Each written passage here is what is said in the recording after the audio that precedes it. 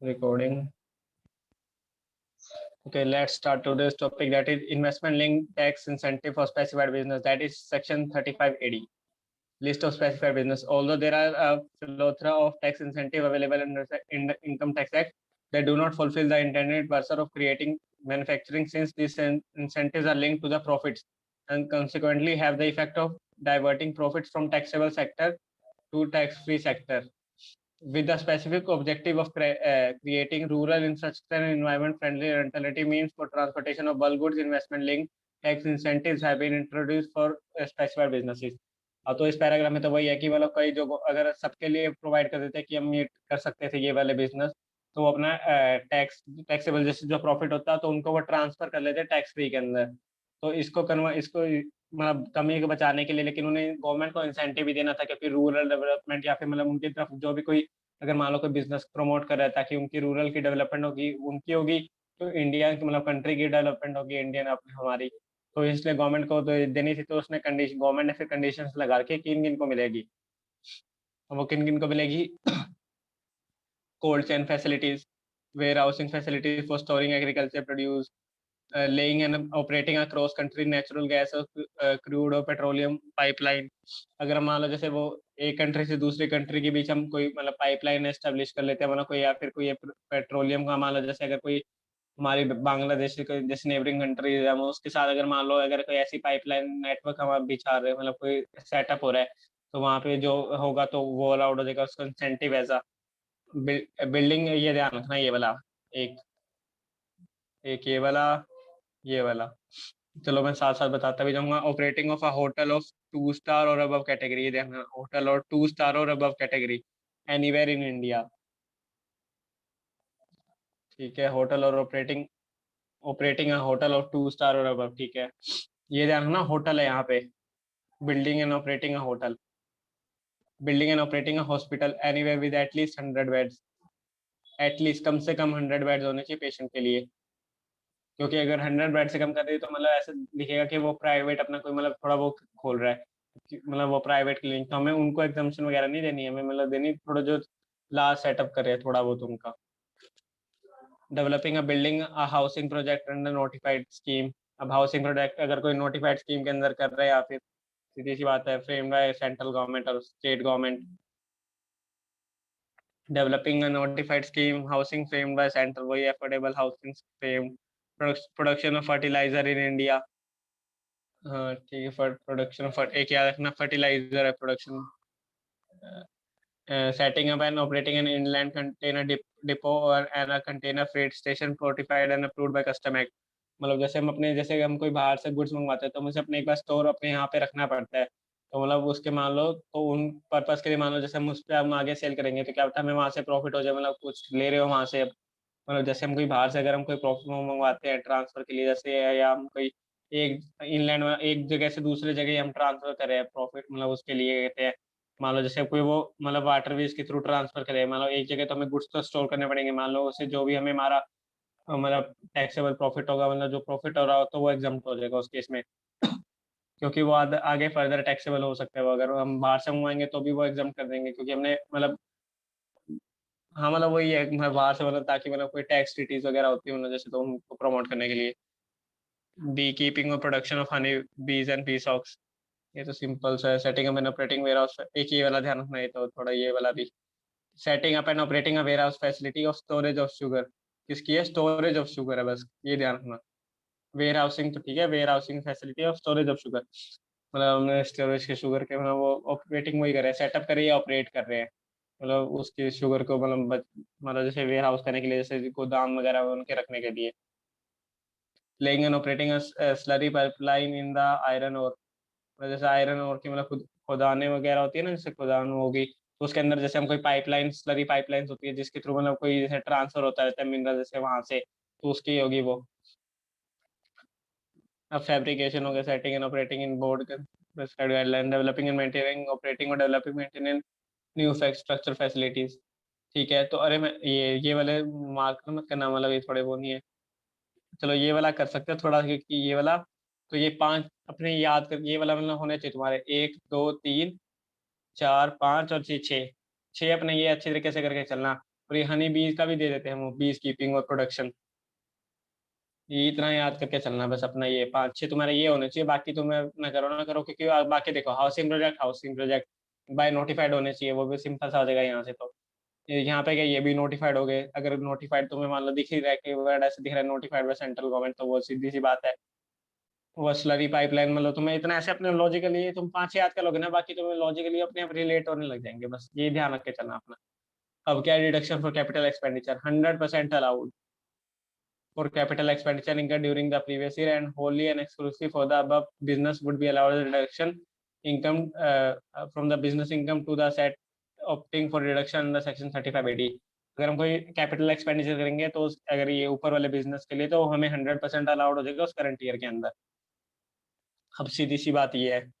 और मान लो अगर ये कोई पिछले साल में हम कोई एक्सपेंडिचर हुआ होता तो कितने % अलाउड होता, मतलब स्टार्ट होने से पहले ही हमने मान लो एक्सपेंडिचर कर दिया कैपिटल एक्सपेंडिचर, तो कितने % अलाउड होता? 100% या नहीं होता? 3 इयर्स तक है प्रायर वाला, और पूरा 100% अलाउड होता है। 100 हो जाता हूँ, पूरा ही अलाउ होता है होता। प्रायर टू कंस्ट्रक्शन ऐसा कुछ। करेक्ट। हाँ, फिर वही है कि प्रीवियस अगर तुम जैसे इस सेक्शन में तुम्हें डिडक्शन नहीं मिल रही, फिर तुम कौन से सेक्शन में जाओगे? जैसे जनरल डिडक्शन के सेक्शन में जाते हैं हम फिर, क्योंकि इसमें कहाँ लिख रखा है अभी तक, जैसे रुको, एक सेकेंड,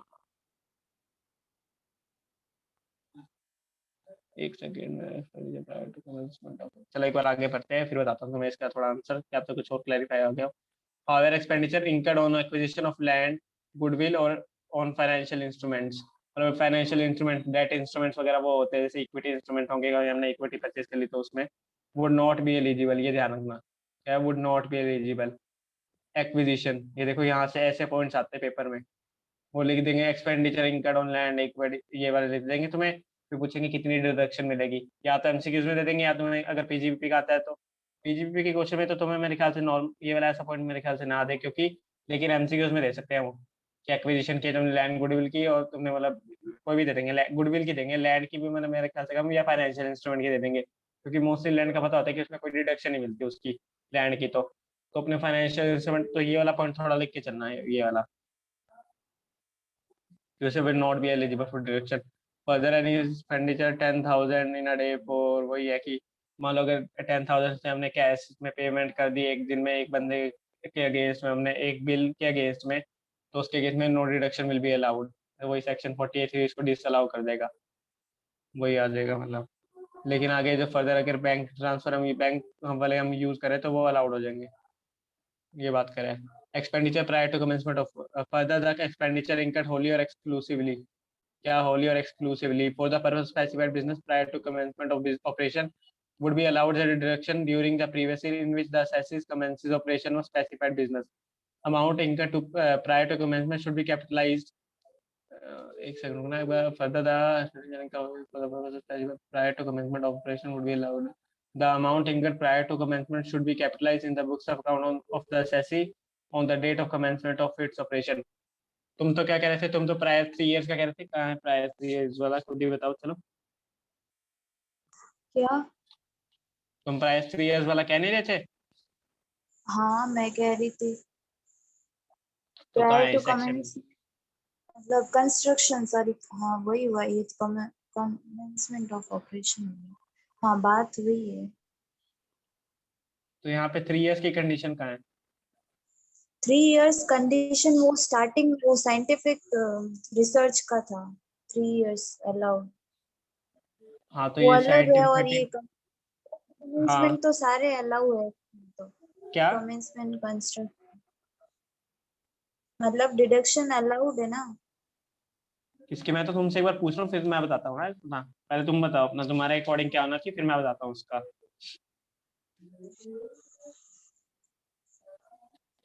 तुमने जितना पढ़ रखा है उस अकॉर्डिंग तुम अपना बताओ, फिर मैं उसको क्लैरिफाई करूंगा। और साइंटिफिक रिसर्च में एक्सेप्शन है क्या? शायद ऐसे थोड़ा कंफ्यूजन हो रहा है मुझे अभी भी। क्या चीज? मतलब कि मतलब नॉर्मली तो यही होता है ना, प्रायर टू कंस्ट्रक्शन सारे मतलब अलाउ होते हैं डिडक्शन, मतलब जो भी एक्सपेंडिचर किया वो डिडक्शन मिलता है उनका। मान लो तुमने अगर, चलो तुम आप केसेस बना के, चलो एक बार कितना और पड़ेगा वाला 35 AD का 10A और कुछ, फिर बताता हूँ, फिर आप मैं केसेस बता बनाता हूँ मुझे हाँ हाँ, कंफ्यूजन अब मैं बताता हूँ, केसेस बनवाऊंगा अभी। हो जाएगा, हम्म, कंफ्यूजन हो गया इसमें। एक सेकंड को मैं बता दूंगा ये वाला, एक बार को मैं देख रहा हूँ मैं कितना लंबा टॉपिक है, मैं उसके अकॉर्डिंग फिर मैं वो स्टार्ट करूंगा वो क्वेश्चंस वाला। हम्म, क्वेश्चंस वाला ना फिर मैं नेक्स्ट सेशन में रखूंगा, मैं ये वाला पॉइंट लिख देता हूँ साथ में, ये वाला मैं पूछूंगा ये वाला, एक बार पूरा टॉपिक इकट्ठा हो जाना एक सेक्शन में, फिर मैं नेक्स्ट में क्वेश्चंस का एक सेशन में बना दूंगा उसको फिर मैं। और वैसे देखो इसमें क्या था मैं बताता हूँ तुम्हें, जो कैपिटलाइजेशन की कंडीशन है उसके लिए क्या मतलब, जो जो तुम डिडक्शन क्लेम करना चाह रहे हो तब तभी तुम क्लेम कर पाओगे कब, जब तुमने प्रायर टू कमेंसमेंट, मतलब जब तुमने बिजनेस स्टार्ट करने से पहले अपनी बुक्स ऑफ अकाउंट से तुम मैनेज कर रहे होगे ना, चाहे तुम्हारा वो टैक्सेबल प्रॉफिट्स वगैरह वो, चाहे तुम ना वो ना आ रहा हो कि मतलब तुम्हें डिडक्शन ना मिल रही हो, लेकिन तुम्हारे बिजनेस से कमेंट्स होने से पहले मतलब तुम कोई अपनी बुक्स ऑफ अकाउंट तो मैनेज कर रहे होगे ना कि तुमने क्या क्या किया है, तो तुम्हारी मतलब या फिर तो जब तुमने अपनी कमेंसमेंट अपने बिजनेस की या तुमने जब अपनी बुक्स ऑफ अकाउंट की, तुम्हारी वो एसेट जो थी एक बार तुम्हारे बुक्स ऑफ अकाउंट में शो हो रही हो, रिफ्लेक्ट कर रही हो हमें, तब तुम्हें हम हाँ उसके अगेंस्ट में तुम क्योंकि डेप्रिसिएशन भी हमें कब मिलता है, ईयर एंड पे जब हम क्लेम हाँ करेंगे। और जब भी तुम अपनी बुक्स ऑफ अकाउंट भी कब बनाओगे, एक बार तो अपनी बैलेंस वो बनाओगे ना कि ईयर एंड पे मतलब रिपोर्टिंग डेट पे, चाहे वो फाइनलाइजेशन आप ऑडिट वगैरह के लिए वो चाहे बाद में हो, लेकिन अपनी बुक्स ऑफ अकाउंट में तुम्हारी वो शो होनी चाहिए एसेट, जो मतलब कैपिटल एक्सपेंडिचर की है, क्योंकि कैपिटल एक्सपेंडिचर तुम्हारी बैलेंस शीट में शो होएगा, मतलब ये प्रूफ हो जाएगा कि तुमने जब कभी भी एक्सपेंडिचर किया तो तुम्हारी बुक्स ऑफ अकाउंट में दिख रहा है हमें साफ, मतलब मैनेजेबल है, तो तब तुम हमें वो पूरा का पूरा अलाउड कर देंगे, और उसमें कोई ईयर्स की कंडीशन नहीं है कि तुमने कभी भी किया, अगर तुम्हारी बुक्स ऑफ अकाउंट के अंदर हमें रिफ्लेक्ट हो रहा है तो हमें तुम 100% अलाउ कर देंगे, बस तुम अपनी बुक्स ऑफ अकाउंट में शो होना चाहिए। आगे, for claiming deduction section 35 AD, the specified business should fulfill the following condition. It would not be set up by splitting up, reconstruction और बिजनेस ऑलरेडी इन एग्जिस्टेंस। अब देखो एक main क्या है कि जो हमारा 35 AD है वो क्या नहीं होना चाहिए कि एक बिजनेस मान लो, दो बिजनेस, एक बिजनेस है वो स्प्लिट अप हो रहा है दो बिजनेस के अंदर, और एक मान लो कोई स्पेसिफाइड बिजनेस के अंदर कवर हो गया, तो वो चीज नहीं होनी चाहिए, वो अलग से होना चाहिए पहले ही। एक तो ये बात होगी, रिकंस्ट्रक्शन हमने क्या होता उसको वापस बना दिया तो उस केस में भी नहीं मिलेगी, जैसे मान लो कोई पहले स्पेसिफिक बिजनेस नहीं था मतलब, तो हमने कुछ वापस कंस्ट्रक्शन कर दी, उसकी रिकंस्ट्रक्ट कर दिया, तो तब वो क्या पता कवर होगी हो, तो तब नहीं आएगी, तुम्हारा मेन बिजनेस कब है वो देखा जाएगा। ठीक है, और क्या एक बिजनेस अगर पहले से एग्जिस्टेंस में है और तो उसको कोई बाद में कन्वर्ट करना चाह रहे हो तो वो भी नहीं मिलेगी, ये स्टार्टिंग से होता है हमारे में, ऐसे नहीं है कि एक बार तुमने कर ली फिर तुम 100% डिडक्शन क्लेम करने चले जाओगे, ऐसा नहीं, स्टार्टिंग से तुम हो तो 35 AD के अंदर क्लेम करो अपना, मतलब आओ उसके अंदर लो। It should not be set up by transfer of specified business और machinery plant previously used for any purpose. क्या, it would not be set up by transfer to specified business for machinery और plant previously used for any purpose, मतलब जो plant and machinery थी अगर मान लो पहले कोई और पर्पस के लिए यूज हो चुकी थी और अब उसको बाद में स्पेसिफिक बिजनेस के अंदर कवर कर रहे हैं, तो उसके केस में तुम्हें हमें रिडक्शन नहीं मिलेगी, लेकिन कब, ये नीचे देखो एक ये वाली कंडीशन ध्यान रखना, in order to satisfy the condition the total value of the plant or machinery for transfer should not exceed 20%, ये ध्यान रखना क्या है, should not exceed 20% of the value of the total plant machinery used in such specified business for the purpose of this condition, एक बार पूरा पढ़ते फिर आप आगे चलेंगे।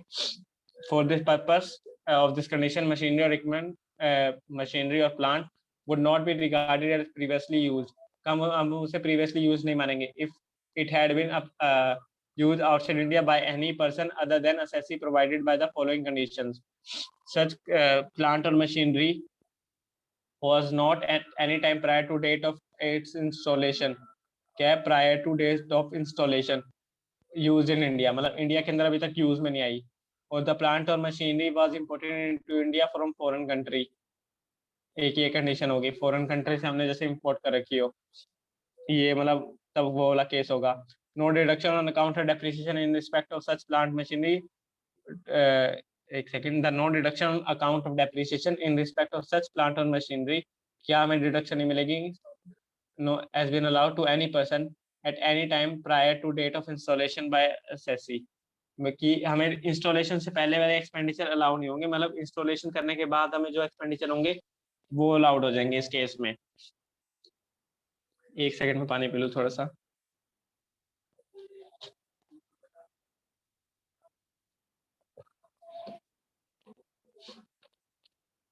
ठीक है चलो चलो, अब तुम चलो एक बार तुम्हारे इस मीनिंग से क्या मीनिंग निकलता है इन ऑर्डर वाली से। ऊपर वाला तो पढ़ लिया कि वो प्रीवियसली कहीं यूज नहीं होनी चाहिए, लेकिन उसके लिए कंडीशंस है अब ये वाली।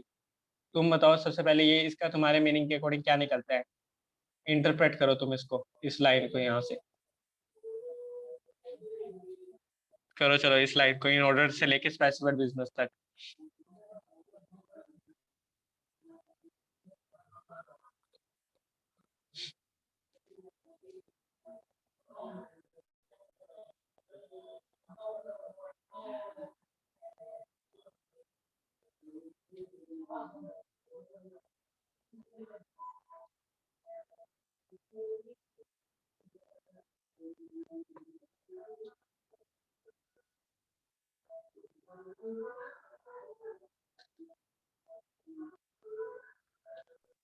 मतलब इस कंडीशन में आने के लिए 20% से ज्यादा ट्रांसफर नहीं होना चाहिए मशीनरी। 20% ट्रांसफर नहीं होना चाहिए मतलब 20% से ज्यादा ट्रांसफर नहीं होना चाहिए स्पेसिफाइड बिजनेस में। मशीनरी मान लो टुकड़ों में हम बेच रहे हैं 20%। नहीं नहीं, मतलब जो ट्रांसफर कर रहे हैं, जैसे ट्रांसफर अलाउ है, नीचे वाले पर्पस में लिखा है ना, ट्रांसफर मतलब मशीनरी और रिगार्डेड एज प्रीवियसली, तो उसका ट्रांसफर माना जा सकता है। तो वो 20% होना चाहिए मैक्सिमम। क्या मतलब जो मशीनरी हम टुकड़ों में बेचेंगे, मतलब अगर हम जैसे मान लो कोई 100% मशीनरी है, तो अगर हम उसका 15% खाली कर रहे हैं, मान लो एक पार्ट हमने दे दिया, तब अलाउड टोटल करेंगे जो उसे। स्पेसिफाइड बिजनेस में जितनी मशीनरी है उसका 20%। अब वो 20 में पूरा भी आ सकता है, वो आधा भी आ सकता है, कोई मशीनरी पूरा आना चाहिए, और वैसे पूरा ही आएगा। 20% किसका? स्पेसिफाइड बिजनेस में टोटल मशीनरी जितनी है उसका 20% मैक्स। 20% किसका बोल रहे हो तुम, ये बताओ ना। स्पेसिफाइड बिजनेस में जो मशीनरी लगी हुई है, जितनी लगी अरे है वो मतलब तो मैं टोटल। समझ गया, तुम किस 20% किसका लोगे? 20% जो ट्रांसफर हो रही है, मतलब जो मशीनरी ट्रांसफर कर सकते हैं उसमें 20%। और वो 20% जो ट्रांसफर कर सकते हैं, वो नीचे वाली जो कंडीशन लिखी होगी वो होगी कि machinery plant should be regarded previously, मतलब वो ट्रांसफर करी जा सकती है, तो 20% करी जा सकती है मैक्सिमम। मैं ये पूछ रहा हूँ 20% किसका लोगे, जैसे 1 लाख की एक मशीनरी है, और क्या पता उसका मान लो जो 2 पार्ट्स थे वो उसके 80,000 के, और एक जो बाकी रिमेनिंग है वो 20,000 की, वो छोटे छोटे पार्ट्स वगैरह है। तुम 20% किसका लोगे, मतलब किसका लेना चाहते हो तुम, जो ट्रांसफर मतलब हो रही है, या उसकी वैल्यू का लोगे? ट्रांसफर का। ट्रांसफर का? हम्म। ट्रांसफर के मतलब मशीनरी के पार्ट्स का 20% लोगे, हर पार्ट का, मतलब जैसे जो भी हम पार्ट सोल्ड करेंगे। टोटल टोटल जितनी मशीनरी है। टोटल मशीनरी का लोगे? अभी तो तुम कह रहे हो तुम्हें 20% का लेंगे, मतलब जो उसकी वैल्यू ट्रांसफर कर रहे हैं, मैं कह तुम रहा हूँ टोटल वैल्यू। 20% होना चाहिए स्पेसिफाइड मशीनरी में, जितनी टोटल मशीनरी लगी है उसके अंदर का, उसके अंदर जितनी है वो 20% उसमें। अब उस 20% में वो जो होगी वो पार्ट नहीं होगी, वो पूरी होगी उसके अंदर वो ट्वेंटी जो परसेंट के अंदर। हाँ, 20% के अंदर पूरी होगी, 20% के अंदर पार्ट नहीं होगी, मतलब ट्रांसफर वाली पूरी होगी, ये कहना चाह रहा हूँ मैं। बाकी ठीक है ओके, बाकी कोई और अपने इंटरप्रिटेशन देना चाहता हो इस केस में? प्लांट एंड मशीनरी जो ट्रांसफर कर रहे हैं उसका 20% से ज्यादा नहीं होना चाहिए, जितनी उसकी वैल्यू है ना, तो वो 20% से ज्यादा नहीं होनी चाहिए जो यूज कर रहे हैं हम स्पेसिफाइड बिजनेस में। कोई एग्जांपल देके समझाओ।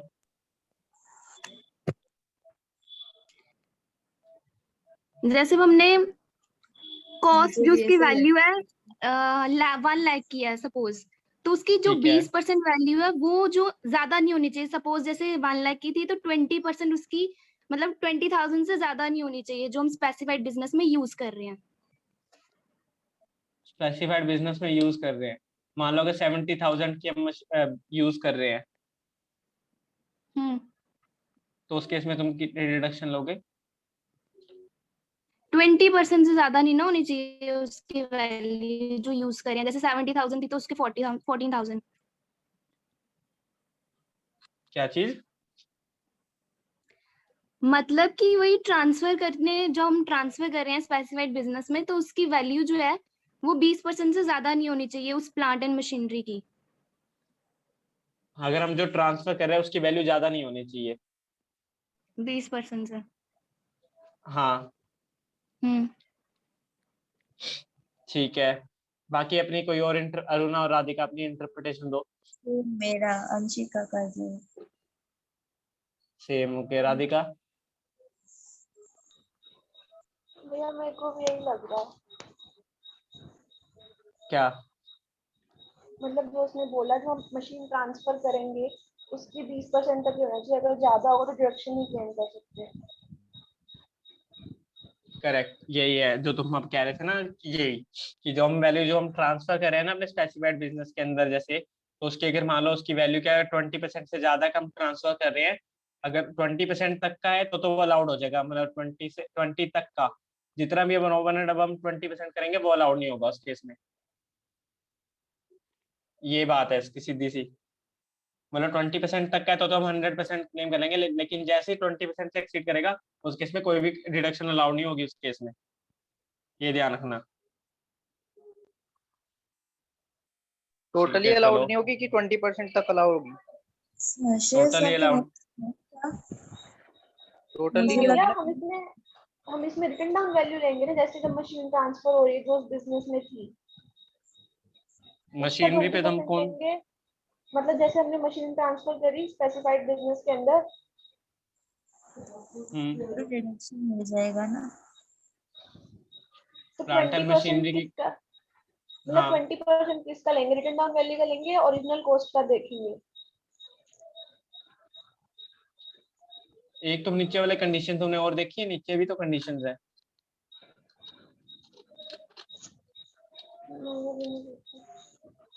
नहीं देखी? शायद टोटल का है ना, इसमें मेरे को कंडीशन लगता है रिटन डाउन का डिडक्शन लेना होता है, एक सेकंड विदाउट वापस पढ़ो। डिडक्शन। कॉस्ट का एक लेना है ना। सेकंड। फॉर दिस कॉस्ट का। Purpose of condition machinery plant would not be regarded as previously use. कब हम प्रीवियसली यूज नहीं मानेंगे? अगर आउटसाइड इंडिया का केस है, if at use outside India by any person, ये तो आउटसाइड इंडिया का केस आ गया। तो उस केस में क्या है, कब कब हम प्रीवियसली यूज नहीं मानेंगे कि पहले वो स्पेसिफिक मतलब कोई बिजनेस के अंदर यूज हो चुकी है। कब कब की, अगर वो प्रायर टू इंडिया मतलब इंस्टॉलेशन से पहले वो यूज इंडिया में नहीं हुई, इंस्टॉल करने से पहले मान लो कोई बाहर होगी तो कोई दिक्कत नहीं है, लेकिन इंडिया में यूज नहीं होनी चाहिए इंस्टॉलेशन के बाद। मतलब जैसे इंस्टॉलेशन के बाद होगी ना तो मतलब उस केस में नहीं मिलेगी।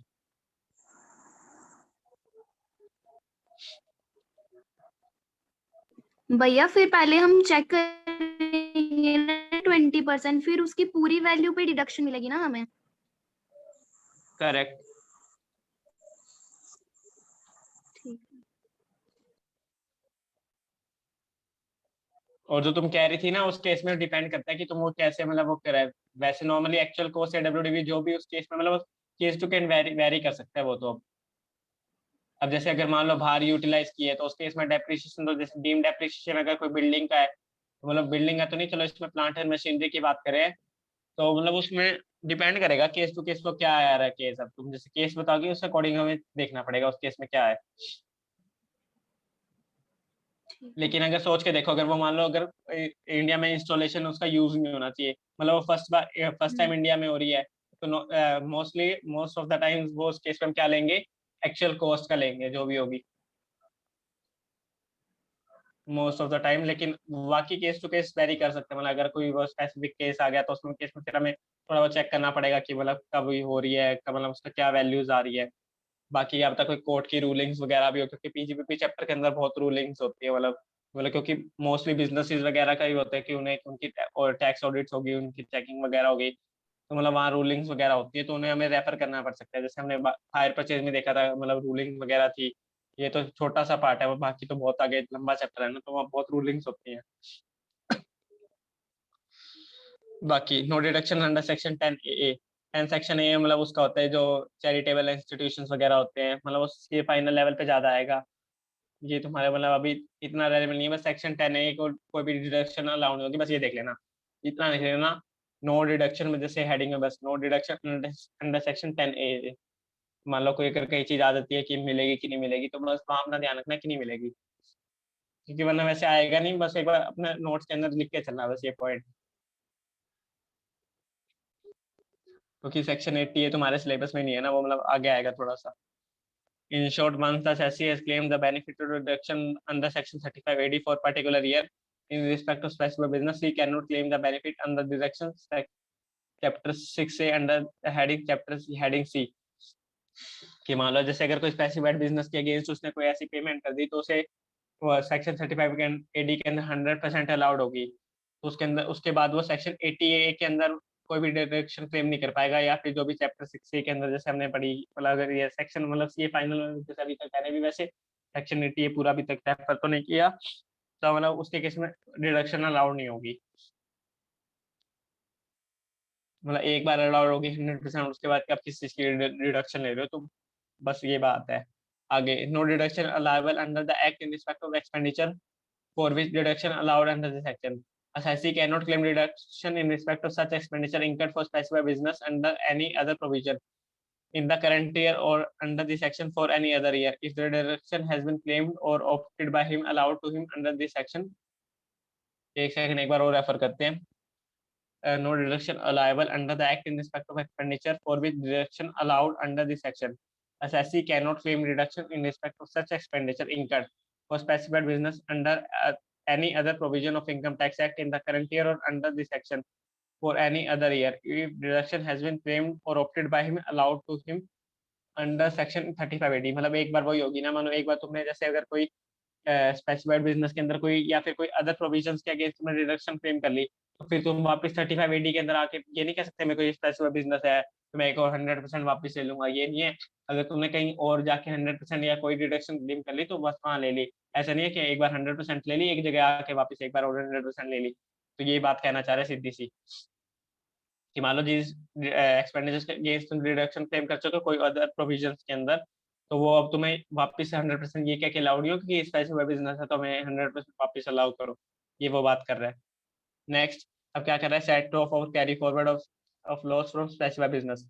Loss of any assessee claiming deduction under section 35 AD in respect of specified business can be set off against the profits of another specified business irrespective whether the latter is eligible for deduction under section 35 AD। यही है कि specific business का loss specific business के against ही setup होगा, सीधी सी ये बात है। NSSC देखो एग्जांपल पढ़ते हैं। NSSC can therefore set of losses of hospital or hotel which begins to operate after 1 April and which is eligible reduction against the profit of existing business of operating a hospital with at least 100 bed or hotel with 2-star even if the latter is not eligible for deduction under section 35 AD। चलो तुम एक बार मेरे को ये वाला example थोड़ा clarify करो, कौन कर सकता है, देखते हैं किसके अंदर किसको ज्यादा क्लैरिफिकेशन आई है। चलो बताओ, ये वाला एक्सप्लेन करना कोई। 6 मिनट्स लेफ्ट है, कोई थोड़ा जल्दी रीड करके मतलब थोड़ा सोच के करना।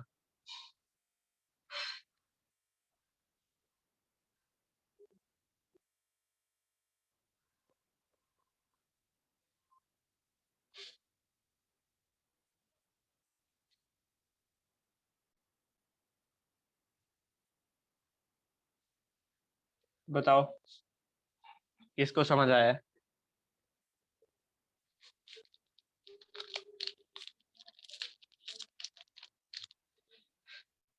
मेरा तो दिमाग आज काम नहीं कर रहा है। में ऐसा है कि मतलब वो एक अपना स्पेसिफाइड बिजनेस जो उसने अभी ऑपरेट किया है 1 अप्रैल के हाँ। बाद, जो कि अंडर सेक्शन 35 AD एलिजिबल है, उसका लॉस वो सेट ऑफ कर सकता है दूसरे बिजनेस से जो एग्जिस्ट करता है पहले से ही, जो 35 AD में है।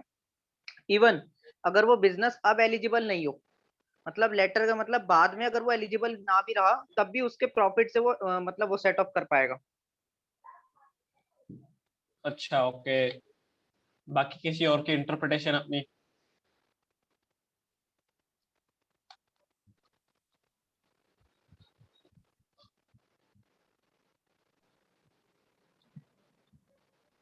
वही है भैया कि अगर कोई बंदा मतलब एक एसएससी है जिसने ऑपरेट मतलब 1 अप्रैल को बाद में किया कोई अपना बिजनेस, उसको ठीक है। अगर लॉस हो जाता है तो वो डिडक्शन क्लेम कर सकता है उस बिजनेस से जो कि पहले से एग्जिस्ट करता है, अगर उसका प्रॉफिट है तो, चाहे कि उसको डिडक्शन ना भी मिल रही हो 35 AD के, तब डिडक्शन भी ना वो मिल रही हो मतलब मतलब यही कि डिडक्शन ना भी मिल रही हो 3580 के बिजनेस के, तो उसको फिर भी मिल सकती है, मतलब सेटअप हो मतलब सकता है उसका। उसने कंडीशन रिवर्स कर दी होगी 3580 के बाद, कुछ ऐसा कर दिया होगा कि नॉर्मल में आ गया होगा, उसके बाद भी उसको सेट ऑफ मिल जाएगा अगर वो पहले मतलब उसको ऐसे बिजनेस था तो 3580 में। अच्छा, मुझे से ये इस वर्ड का मीनिंग क्या होता है बताना एक बार। इवन इफ द लेटर, बाद वाला, लेटर बाद, लेटर, लेटर बाद वाला। लेटर बाद में मतलब बाद में आगे। पक्का? हाँ हाँ।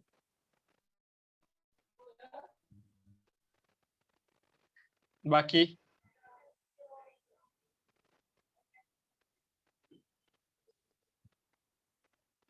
आई थिंक पर्सन होता है शायद। क्या? सही है, मुझे तुम सही जा रहे थे, करेक्ट, वेल डन, गुड। वही बात कर रहा है कि अगर मान लो एक बार तुम्हारा कोई स्पेसिफिक बिजनेस के अंदर लॉस आ गया, मान लो अगर, और बाद में तुम्हारा वो बिजनेस क्या पता स्पेसिफिक बिजनेस के अंदर कवर हो रहा है कि नहीं हो रहा, मतलब क्लेम कर पा रहा है कि नहीं कर पा रहा 3580 के अंदर, लेकिन अगर उस बिजनेस के अगेंस्ट तुम क्लेम कर सकते हो बाद में कि उस प्रॉफिट को, जो तुम्हारा लॉस अगर पहले से अराइज हो रखा है, तो उसके अगेंस्ट में तुम कर सकते हो लॉस को क्लेम। ये बात कह रहा है वो। और ये वाला ऐसे क्वेश्चंस करके जाना अपने, तो देखो क्या पता कहीं क्वेश्चन सीधा सा यही पूछ ले, ये वाला क्या पता केस स्टडी के रूप में पूछ ले ये पार्ट उठा के। तो अपने क्वेश्चंस को कोई छोड़ना मत एक भी। भैया वैसे इस लेटर का मतलब क्या होता है? वही जो मुझे बाद वाला जो ईयर है, मतलब जो हमारे मतलब एंड पे होने वाला हो कोई चीज, या फिर कोई बात बड़ी एक हो। तो होता है ना कि लेटर दूसरा होता है, ये और वो सेम है, डबल टी वाला? एक इंग्लिश मतलब का कह लेटर सक होता है एल, अरे नहीं, एक एक इंग्लिश तो का होता है ना लेटर होता है। सिंगल टी वाला होता है लेटर, हाँ, तो ये डबल टी वाला, कुछ डिफरेंस है दोनों में? मतलब एक चीज, मतलब थोड़ा बहुत एक ये हो सकता है, एक तो वर्डिंग है, एक जैसे मतलब बोलने के सेंस में कई बार वो डिफरेंस हो सकता है कि जैसे होता है कि मतलब जो थोड़ा एंड आने वाला हो, या फिर कोई पिछले की बात कर रहा हो, मतलब वो थोड़ा मतलब लाइन टू लाइन वेरी कर सकता है कोई मीनिंग है वो किस वे में यूज करना चाह रहा है। कि मान लो सब इसमें ये दिख रहा है कि वो पहले वाला बिजनेस है, वो जो लेटर होता है पिछले वाला, मतलब कि जो मतलब पहले था हमारा बिजनेस, बाद मान लो वो वाला। कवर हो रहा है कि नहीं हो रहा, जब आगे फ्यूचर ईयर में ना हो रहा हो, या पहले था अब नहीं हो रहा। मतलब वो ऐसे देखना पड़ता है कि मतलब जो पिछले वाला जो बिजनेस हमारा वो जो अब के बाद है, मतलब बाद में होगा कि वो मतलब स्पेसिफिक बिजनेस के अंदर डिडक्शन क्लेम कर पा रहा है कि नहीं कर पा रहा। मान लो पहले क्लेम करा था और बाद में कर नहीं कर पा रहा, तो मतलब ऐसे ही बात करना चाह रहा है वो। वैसे मीनिंग सेम है ना, डबल टी और सिंगल टी का कोई फर्क नहीं है, डिफरेंस नहीं है मतलब। थोड़ा हाँ सा मतलब थोड़ा इतना, आगे होता है। लेट, लेटर और लेटर में थोड़ा सा मतलब उसका फर्क आता है कि मतलब डिग्री, अरे टेंस डिग्रीज का नहीं, आ गया। मैं मीनिंग इस पूछ रेट रही हूँ, पता डिग्री टेंस वर्ब वाला नहीं, बट ऐसे मीनिंग में कोई फर्क नहीं लग रहा ना, वो चीज ज्यादा पूछ नहीं रही हूँ। नहीं नहीं। नहीं, हाँ फर्क नहीं नहीं होता नहीं। ज्यादा। बस वही कह रही और थी। इस क्वेश्चन को ना सारे करना, या देखते हैं अगर टाइम होता है तो मैं भी करवाता हूँ नेक्स्ट सेशन में इसको, या कल करवाऊंगा। चलो एक बार ये वाला पहले जल्दी से। और क्या रह गया? Audit of account, the direction and the section allowable only if the accounts of assessee for the relevant previous year have been audited by chartered accountant and assessee furnishes the audit report in such prescribed form। मतलब अगर other deduction जो 3580 के अंदर है फिर उसने claim करनी है तो उसके अकाउंट्स ऑडिट होने चाहिए, मतलब टैक्स ऑडिट उसे करवानी होगी फिर उसे। Asset to be used for specified in respect of reduction in claim allowance will only be used for specified business for a period of 8 years beginning with the previous year in which such asset is acquired for constructed। एक second रुको। Provide that any asset in respect of deduction is claimed and allowed under section 35 shall be used only for the specified business for period of beginning with previous year in